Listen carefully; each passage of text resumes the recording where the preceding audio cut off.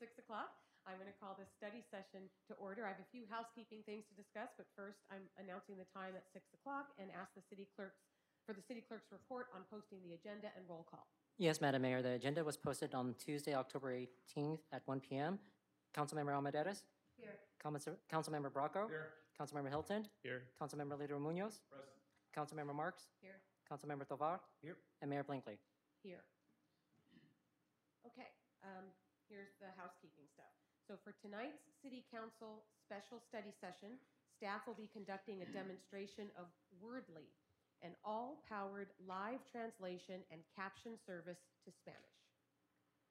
Okay, I'd also like to announce for the public that public comment is, of course, going to be welcome after the discussion items. And if you would like to speak on this subject, this is the only subject that we are taking public comment on tonight, if you could please fill out a speaker card so that the city clerk is prepared with the number of people who would like to speak.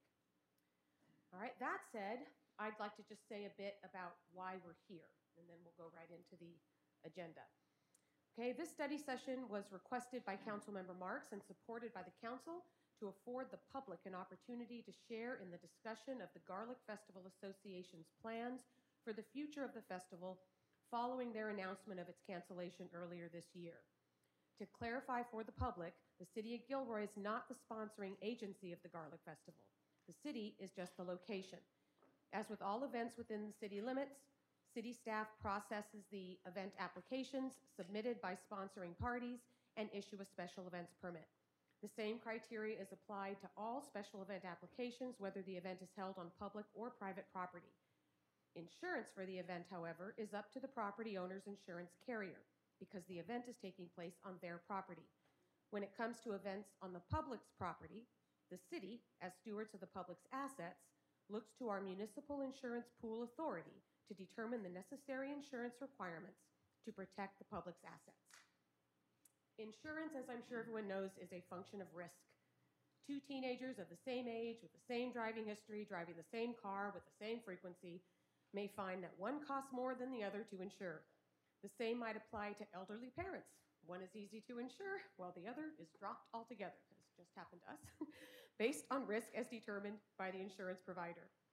Homeowners faced with rising fire dangers also find insurance increasingly more expensive if they can get insurance at all. The insurance climate has changed for a multitude of risk factors.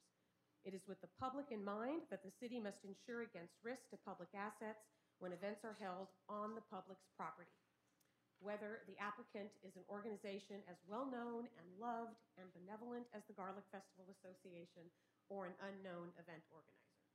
So I'd like to preface this study session with the understanding of the distinction between the Garlic Festival Association, who puts on the Garlic Festival, and the city, who issues the special events permit. Okay, so with that, we have our little mini agenda. I'm going to pass this to Jeff Spino, president of the Garlic Festival Association, and ask him to share with us the current Festival Association activities. Thank you, Marie, and thank you, City Council, for organizing this session. We look forward to collaborating with the City of Gilroy. As you know, the festival has been a supporter of the community for over 40 years.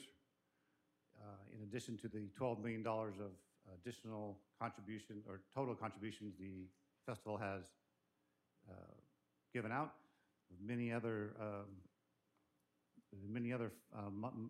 millions of dollars have been given out to others participating in the event. The Chamber of Commerce, for example, the Gilroy Foundation, the Gilroy Rotary, many other schools and nonprofits within the city have profited. Even back in the 1990s, the festival did an economic impact report and came up with over a $6 million impact to the city of Gilroy, to a positive $6 million to the city. In addition, over $1 million has been given to the Christmas Hill Park over the years since the 1990s in direct donations from the festival to to the city for the school, for the park. As far as activities, we obviously this year meaning 2022, we do not have our traditional large festival. We did, though, have sponsored three events, all in an effort to keep the festival alive for the community and hopefully give some money back to the community. We had a golf tournament at the Gilroy Golf Tournament at the Gilroy Golf Course this year. We had a concert at Clola Chance Winery, and we did a gourmet alley prepared food served at the Gilroy High School versus Christopher High School football game. All events provided a small profit, and the festival this year announced, I think just today actually, supposed to be this October, but I think today we announced that we were able to give back $40,000 back to the city through a mix of both volunteer hours that different groups helped with these three events, as well as a new grants award program that we started this year. So over 20 nonprofits, city of Gilroy nonprofits within the city of Gilroy, we were awarded monies back from the festival. So the festival is in good financial status right now. I don't think I need to go any deeper than that in that situation, that number two status or number two point. Obviously, we didn't have our large festival this year. It just, as we tried to and planned to put an event together, it became difficult to secure a venue, and it takes the festival a good 6 to 7 months prior to the actual event to plan and put everything together, and we got too late in the year to be able to get that have that handled. Future plans, we are working and planning on a festival for 2023. The goal is to have a much smaller festival than years past, somewhere in the size of a 5 to 10,000 guest show up in over a two-day event. We have been working with. We were approached by a few different venues outside the city of Gilroy who are looking at hosting our event. So we are currently not looking at anything within the city of Gilroy as a possible event.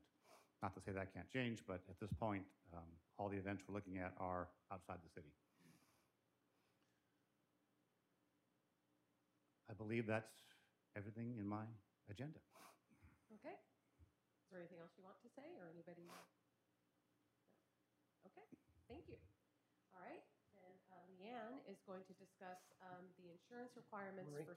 Oh, I'm sorry. I'm sorry. No, It's okay. Before we jump into that, can I ask a question? Yeah. Is that okay? And thank you all for being here. And let me start off by saying, I think I speak for all of us. We all really want this to succeed, obviously, and thank you for that. But what I was hoping to hear, and I think I've heard it from so many residents, is starting off with the facts, starting off with the correct information about what is the Garlic Festival, what is the city's role, because I think there's a lot of confusion there, especially right after the event. I mean, from what I heard, there's he said, she said stuff, and I'm just trying to get a better understanding of each of our roles in this. And thank you for all the great things you mentioned, but what I'm not hearing is what our roles are with each other and how sort of the city's involved. And I think people are confused about that because I get a lot of, well, you don't want a house. If anything, I want it, but I know it's not up to me.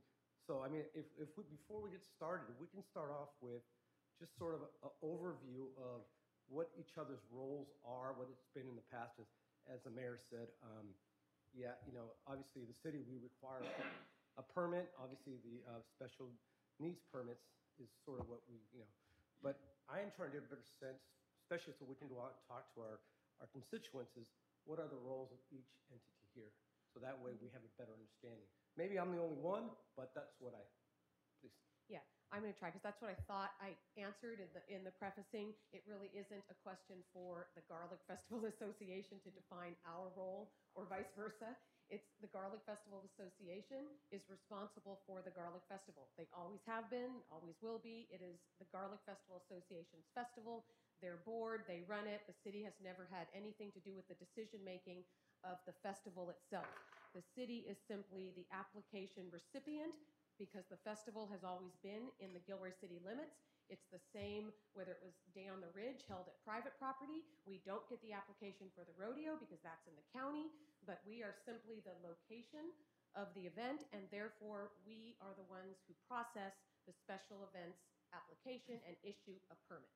That is the only involvement of the city. Okay?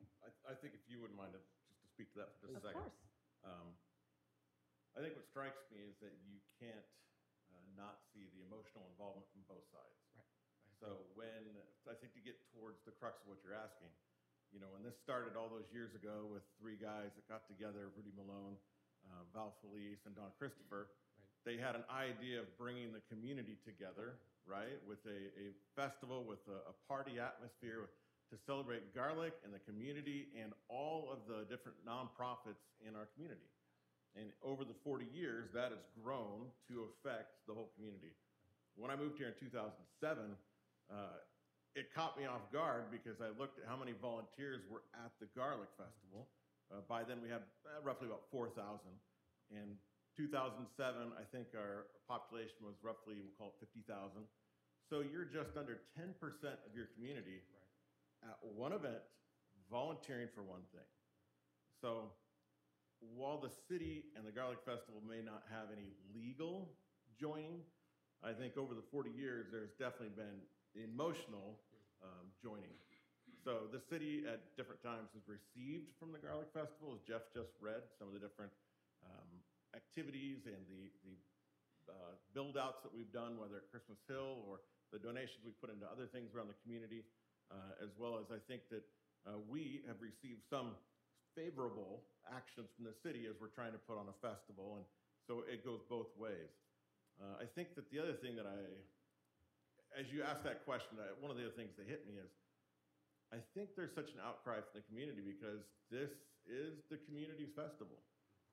We are lucky enough to be stewards of what that is and to kind of sit up here and try to help shepherd this thing along and help make decisions. And we've been on some of that receiving end of people asking us what's going on too and what's happening and why isn't this happening or that happening.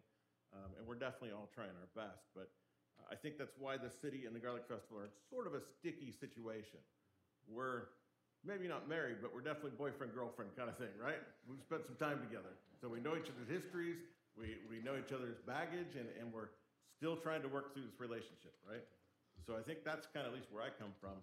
It's difficult to untangle us in a legal manner without having some emotional issues come up.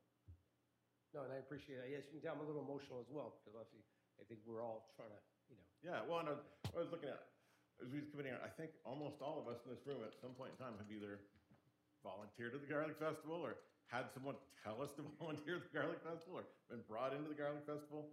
So it's definitely made a huge impact on most of the population of this city. Okay. Don't really, don't want to touch that because it is emotional. It's just we can't, right, it's a public property. We're just talking about location and insurance, and that's something that is a public asset, not of those of us just sitting here. It belongs to the whole community. Okay, I think I'll go to item 5, which is Leanne, who's going to talk about what insurance requirements are for all special event permits at city-owned facilities, not specific to any one event. Well, actually, we are going to talk about this event. And in the spirit of our dating relationship, perhaps it's a little bit of a prenuptial agreement that we have to work out the details on to take this forward. So I'm going to follow this PowerPoint presentation that's up on the screen for everybody to see. So we're going to be talking about risk transfer and insurance related to the Gilroy Garlic Festival event. So next slide, Ty. So as the mayor mentioned, we have a special event permit process, and the city does require a special event for different events that are going to be held at the city, and things change depending on whether or not the event is on city property or it's on private property. If it's on city-owned property, then we do require insurance, and if it's on private property, the insurance may be required by the property owner. When it's not a city-run event, the goal is to transfer risk to the party that is hosting the event. The party hosting the event is in the best place to control the risks associated with the event because they're organizing it and running it. And they're the ones who are present there at the event making decisions. And then they are able to manage the event and the different risks that happen while the event is taking place. And so that is why one of the reasons why the city transfers risk to third parties that are putting on events on city property. Next slide. So as the mayor mentioned also, we are a member of a risk pool. So we are a member of the Municipal Pooling Authority, otherwise known as MPA, and that is where the city gets its insurance coverage.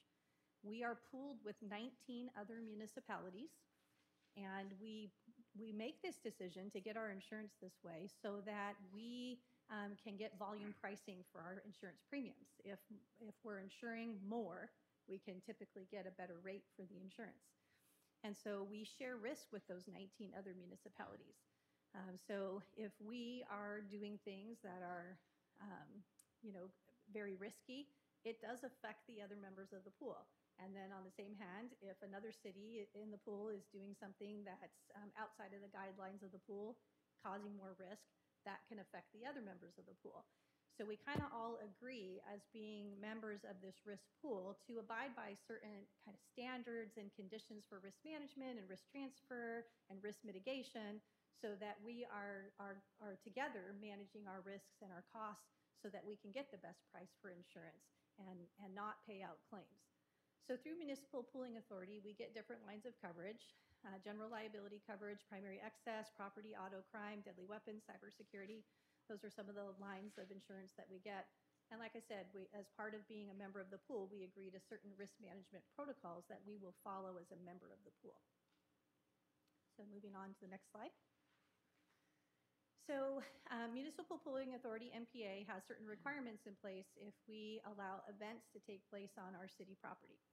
So one is, like we said, transferring of the risk to the third party that's hosting the event. That's typically done through the third party purchasing their own insurance to cover the risk of the event. This then reduces or eliminates liability to the city and to the risk pool overall. And then the third party insurance insulates and protects the city's resources. As you mentioned, being stewards, we're stewards as well. We're stewards of the public's money and the risk to the public. And so we have to take that role very seriously. Because we don't want to have direct costs or have increased future increases to our premiums in the future, which end up costing the taxpayers more money. So we have to follow these risk transfer protocols, or we could end up, we the city, would end up assuming risk for third-party events. And so the general fund would then incur those costs, and not complying could also impact our membership in the pool.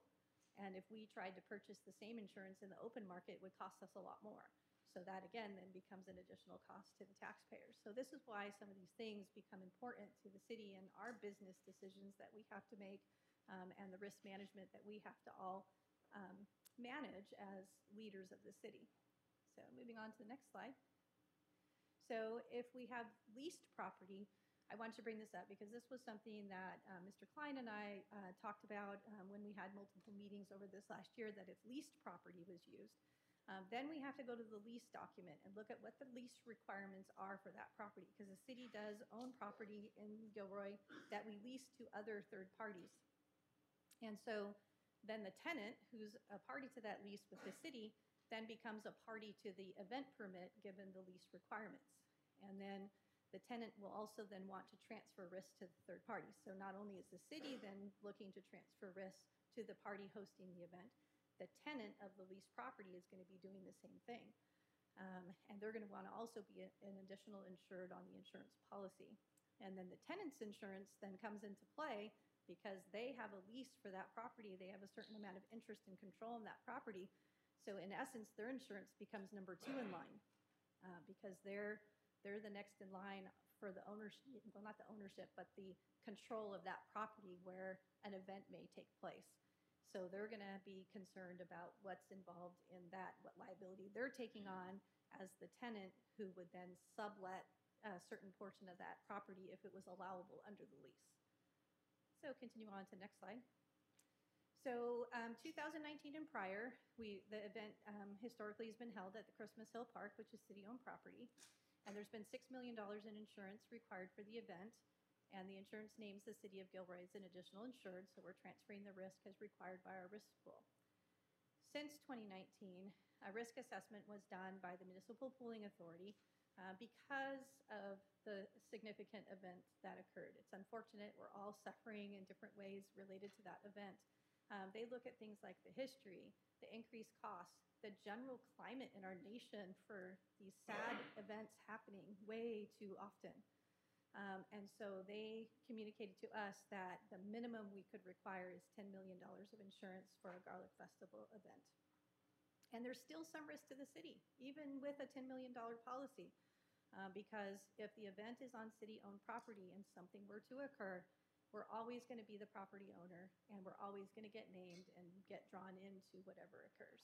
And there's just unfortunately a litigious society that we're all subject to when these things happen. So next slide, please. So we do have current litigation. I'm not going to get into details about that litigation, but just so that people have an understanding, we're in the discovery phase of that litigation, and we're 3 years post. Current litigation costs are being paid by the Gilroy Garlic Festival Association's insurance, so the risk transfer is in place and it's working. But the plaintiffs in this case are focused on accessing the city's insurance because we have $30 million of insurance. And so they're very focused on the city and keeping the city in this litigation. So there's also additional impacts to city staff. This is something that people don't see because it's kind of behind closed doors, but there are approximately 30 staff getting their depositions taken, which is hours of time, hours of preparation, hours of reviewing transcripts. It's a big load for 30 employees to carry. We're responding to interrogatories and discovery requests, and then we have demands for documents and different things. So there's a significant impact to city staff as a result of this litigation. Next slide. Yeah, questions? I mean, that kind of sums it up. I think everybody wants to see the festival be successful, but there's certain things that we have to keep in mind as we go forward, and things that we would need to have an agreement if the event were to be on city property. Okay, so I'm going to go first to questions here around the table, and then we'll go to public comment. Okay, so yes, Councilmember Armendariz. Thank you. Leanne, as individuals, if something happens and if you're driving, right, your driving record, things fall off of your driving record after a certain number of years, your insurance costs go down again. Is that true with the municipal pooling authority? Insurance costs as Well, well? to a certain extent, yes. But I think it's also just going to be, how the general climate happens going forward with these unfortunate, sad events that seem to happen in public places. And then just, their overall assessment of where things are and what we as a member of the pool are going to be required to have in place for different events that may happen in our city on city property. And then offhand, do you know the difference in the premium for a $6 million policy and a $10 million? I have no idea. No idea. I know that different options were looked at. We tried to help with putting them in touch with a broker who does special event insurance, but I never saw any numbers associated with that. The Garlic Festival folks, would you guys be able to share that?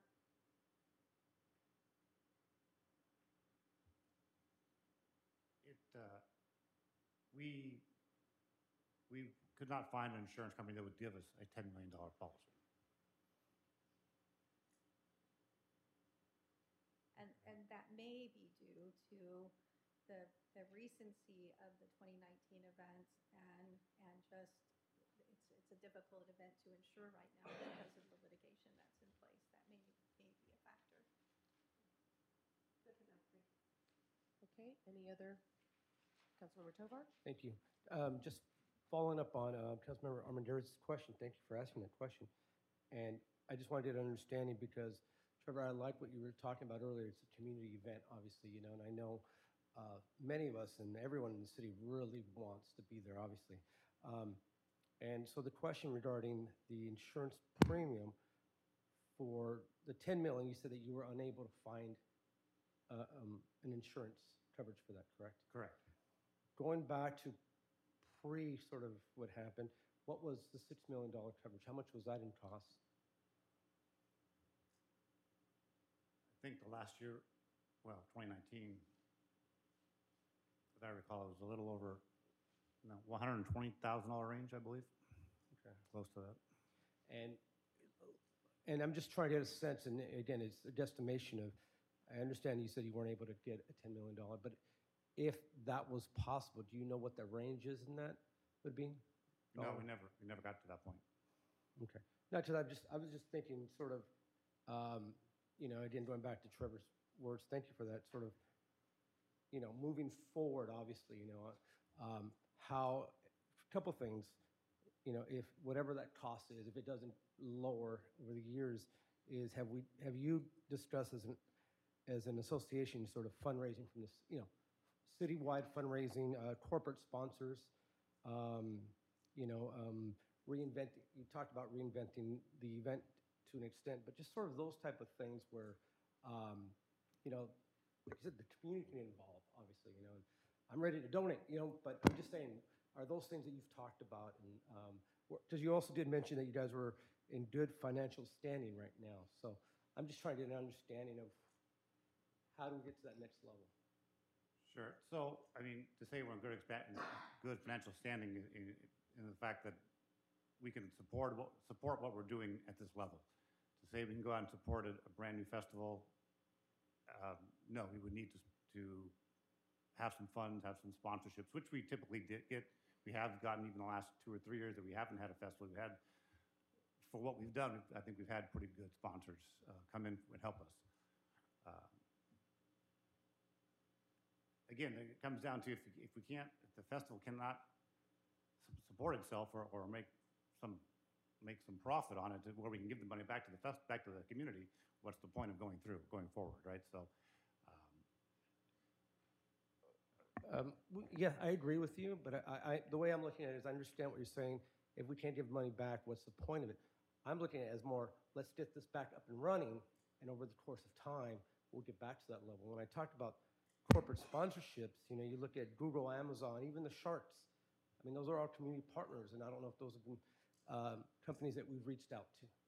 You know, in addition to, you know, I went to the Fresno one just because I wanted to see it, right?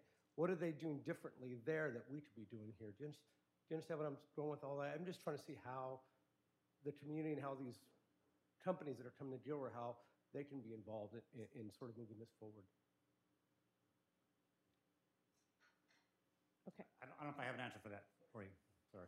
Okay, are there any other questions? And you guys have any? Oh, yes?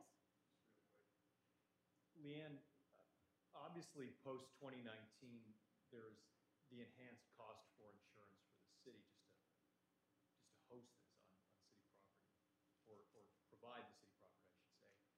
Are there also increased legal responsibilities on behalf of the city? Has anything changed in terms of security, access, precautions, anything like that?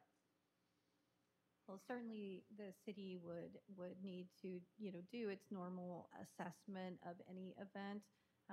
You know, that's what we do through the special event permit process is look to see what's required to make, you know, to keep the event moving forward. We do that on every event that comes through. So obviously for a Garlic Festival event, there would be a careful review to make sure that the festival has measures in place to reduce risk and to you know, do all the things that need to be done to keep the event as safe as possible. And they have been excellent in doing that in the past. Councilmember Bracco? Yes, what could the city do to help the Garlic Festival get going again in some form?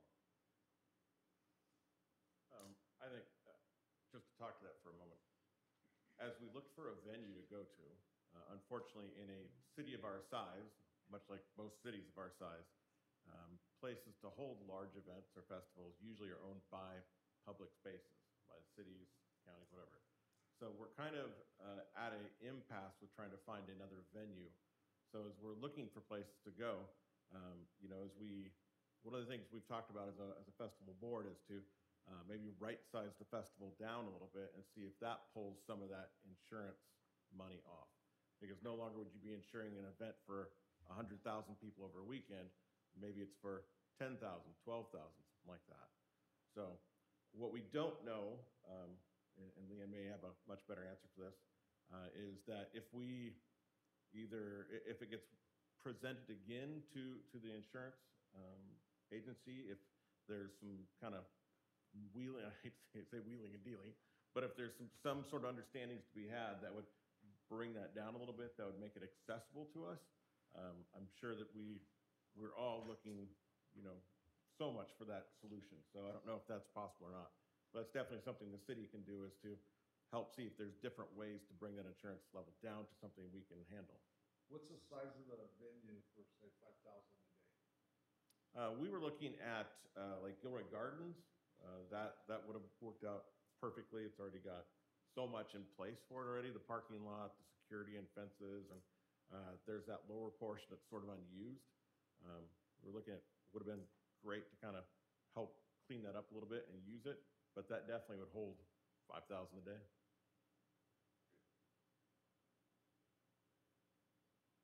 So what role would the city play in using Gilroy Gardens?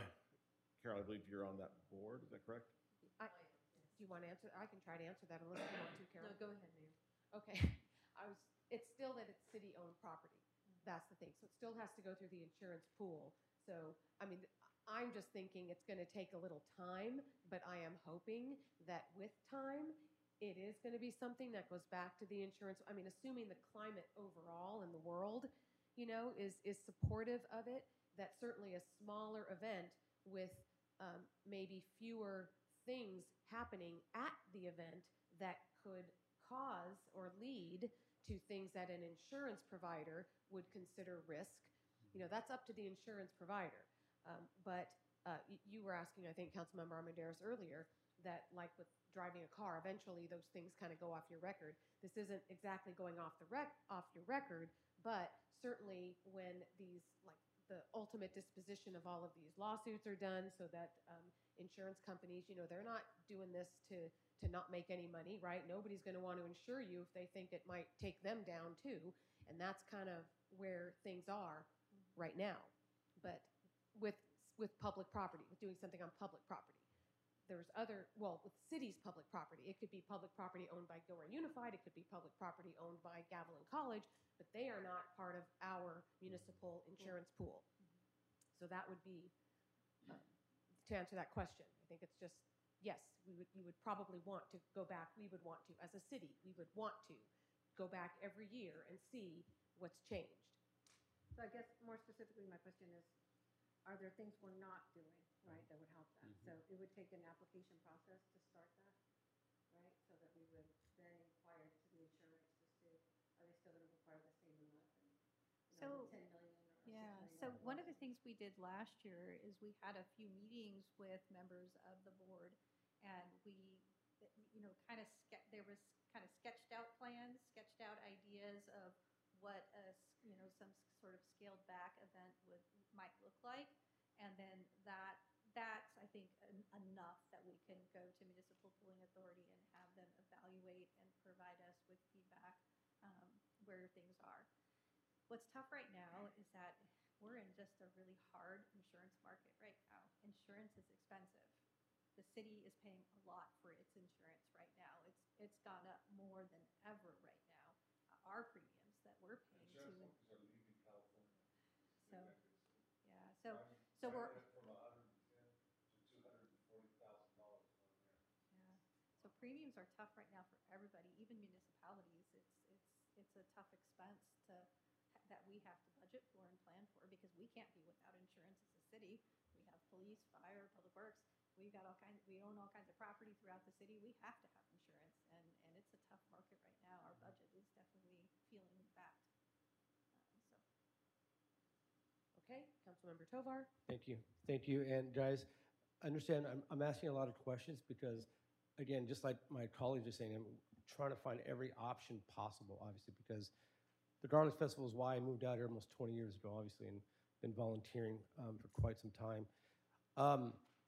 Looking at sort of the different options, obviously, outside of the premiums and the cost, but locations and venues, obviously, and I understand that, Gilroy Gardens hesitation. I understand that, but looking at sort of if you're all looking to scale it down, have you looked into, say, possibly the location where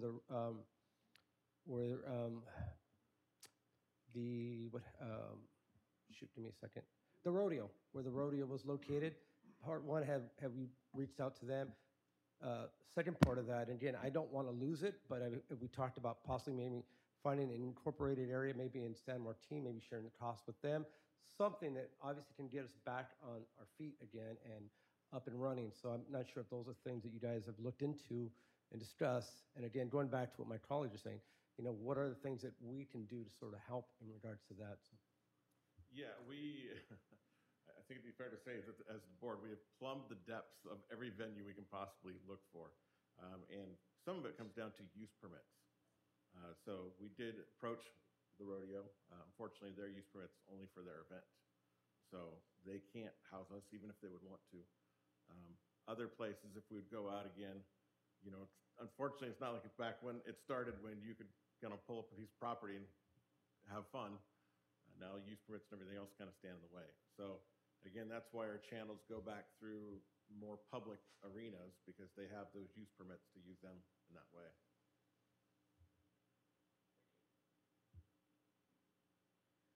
Okay, seeing no other questions at this table, then I'm going to, oh, sir, it's okay, I didn't see your hand. Yeah, it's okay, I put it up late. A little bit of comment and then maybe to answer a question, hopefully. I like your analogy, Councilman Armagueras, about that we all know growing up when we got in our accidents or tickets, our insurance went up.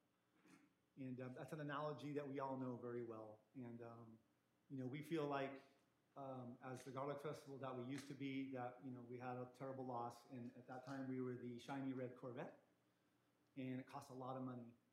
And it takes a long time to make that up when you're driving a shiny red Corvette. But what we're trying to do is what we keep saying, the reimagine. We're trying to be the Pinto for a while. We really are hopeful that because of the reimagined event, that we could become that for a while. And we're okay with the idea of making our way back. And in our board, we think we've made it clear, none of us envision an 80,000 to 100,000 person event ever again anyway. So I was just going to comment and say, I do like that analogy. Councilman Bracco, you said, what could you do? And Leanne, you commented on every year we keep talking. That's what we could do, you guys could do for us. If we could continue that conversation and perhaps even bring the groups closer together at the same table so that it's not as segmented as it has been. We've had a lot of great meetings together, but then it ends. And then you guys go out to the next meeting and you come back with information that, of course, we don't love.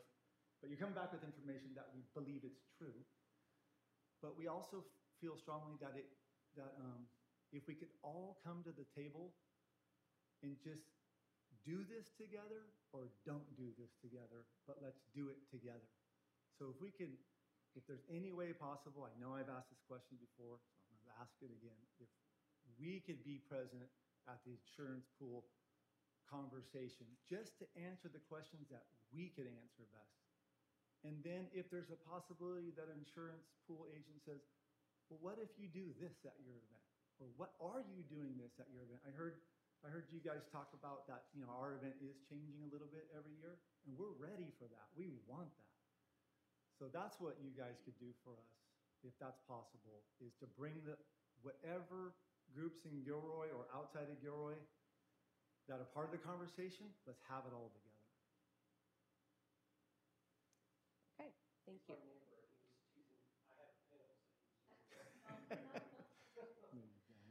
All right. I'm going to go to Ty, City Clerk, and ask if we have anybody who wants to speak. Yes, Madam Mayor, I do have 3 speaker cards. The first speaker is John Zekanowski, followed by Kristen Carr, followed by Larry McCarts. Okay, the time is 3 minutes, everyone. Go ahead. Thanks for the opportunity. Thank you all. My name is John Zekanowski. Just a little background, been in Gilroy since 1986, volunteered at the festival since 1990, joined the association in 97, ran the utilities committee, got on the board. I was president of the festival in 2004, came back to the board in 2016, volunteered all those years, and so deeply involved with the operation of the festival. Wasn't sure what to expect tonight. I found out about the study session kind of late. Glad to come here. I'm a little bit encouraged because I think that we really only have one problem to solve, and this risk thing. And so if we can somehow figure out that problem, we might be able to have this festival going again. But I also want to remind everyone about the impact of the festival, not just in the city of Gilroy, not just in Santa Clara, not just in California, but worldwide. In 2004, when I was president, just before the festival, my family and I went on a trip to Europe. Went to Paris, we're on the Eiffel Tower, last elevator down of the night. My little daughter's 12 years old. This big guy behind her says, "Where are you all from?" Clearly he was from Texas. She turned around and says, "We're from California." "Where are you all from in California?" She says, "We're from Gilroy." And he said, "Gilroy, that's the garlic capital of the world. I seen you on the Food Network." And I just thought to myself, we have a worldwide brand. And I just like to see that worldwide brand continue. Thank you for the opportunity. Thank you.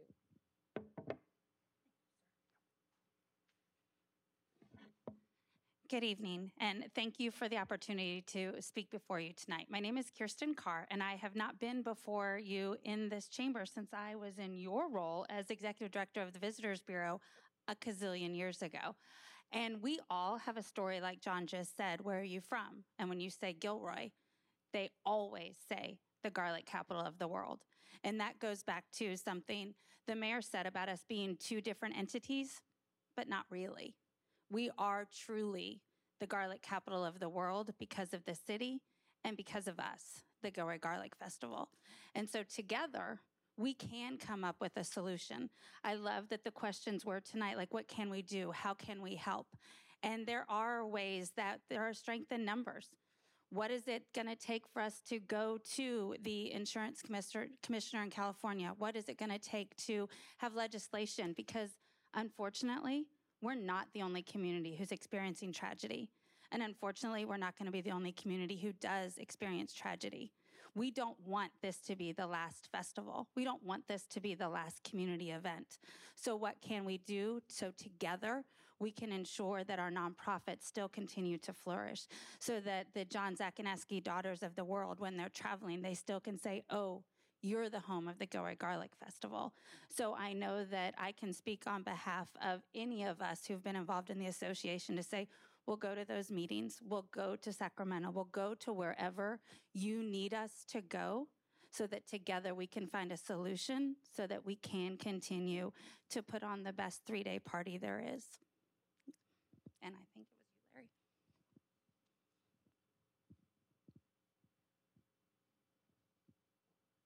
Good evening, folks. As many of you, I hope all of you know, we wrote a book about the Garlic Festival. I went to the first one in '79 on a lark. I thought it was a joke. I got there and I says, my God, this is a cool community. This is a neat group. And that was kind of my introduction. I've been on the board. I've volunteered more years than I can count. And I've attended just about every festival. The book we wrote is about garlic and community. It isn't about association. It isn't about city.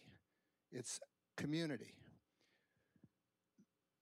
One of the things that impressed me most in gathering information for the 40-some years of the festival was the tremendous amount of community support. The volunteers, people who took weeks off to work. That is something precious. It's something we can't just say, oh, well, insurance got in the way. There's got to be a way to keep that alive, to keep that going.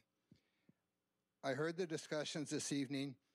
The crux of the matter tonight was the revised risk assessment. I've had a little experience with that. I live in a house that was built in 1885. Over the years, we changed insurance. I called a number of insurance companies.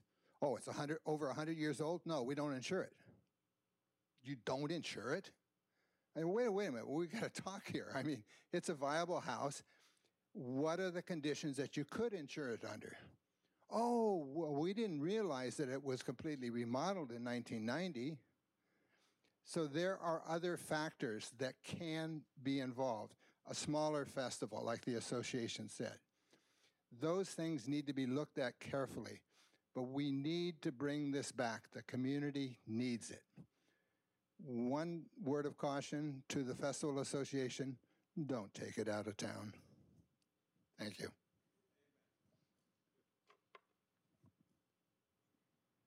Okay, does that conclude public speakers? No, Madam Mayor, we have one more speaker. That's Janet Crewley.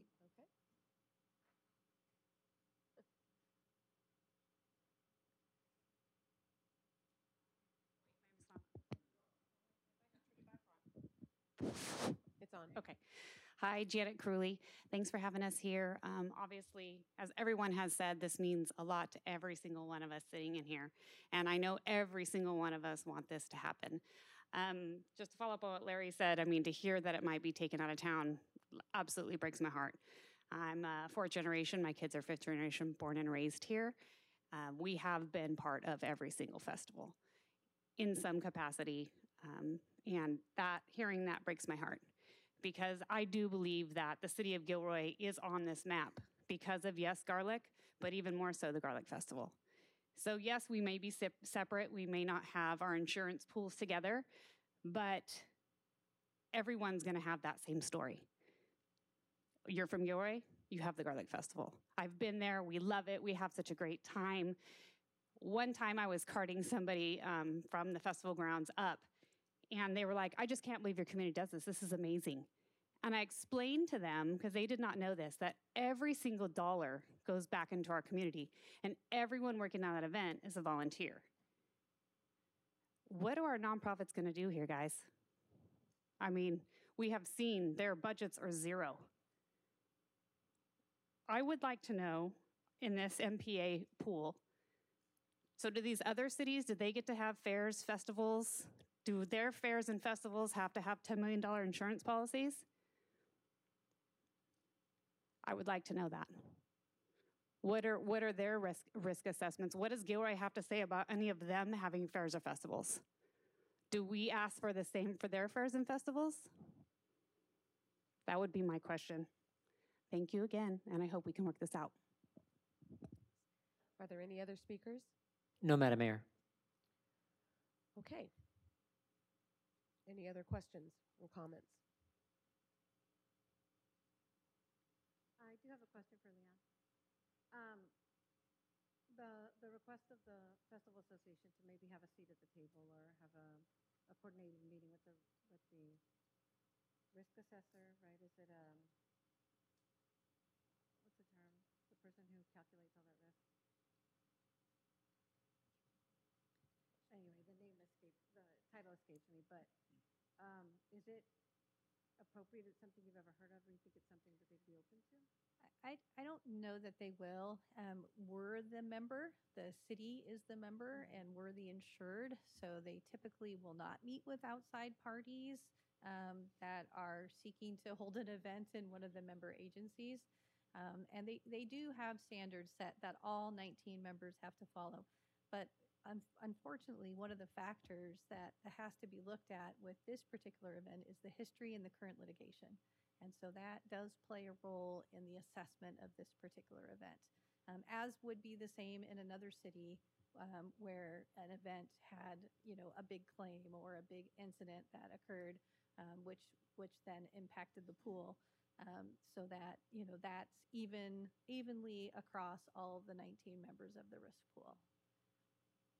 Even with 39 years of no incidents? Right? Well, it hasn't been 39 years of no incidents because we've had a couple other claims in past years that, again, we had the risk transfer in place, so that mitigated the impact to the pool. But had we not done that, it could have gone differently. Councilmember Tovar? Thank you.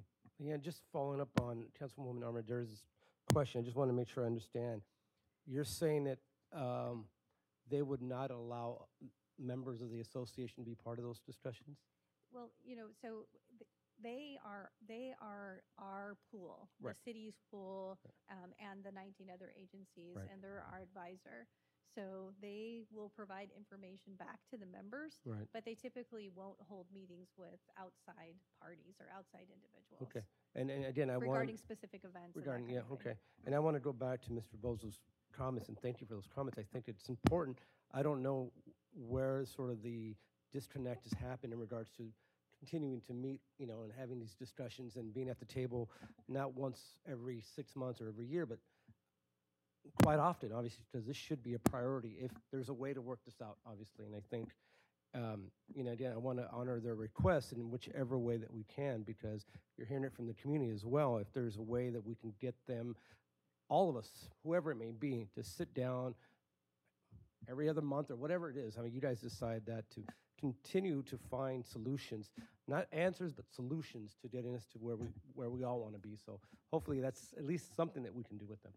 Yeah, and you might not be aware, but last year we did have several meetings with the festival to talk through different conditions and different options. And I put them in touch with a broker that we knew wrote insurance for special events to see if they could help them get the insurance needed. It appears that they weren't able to get the minimum required insurance for that we were asking for the event.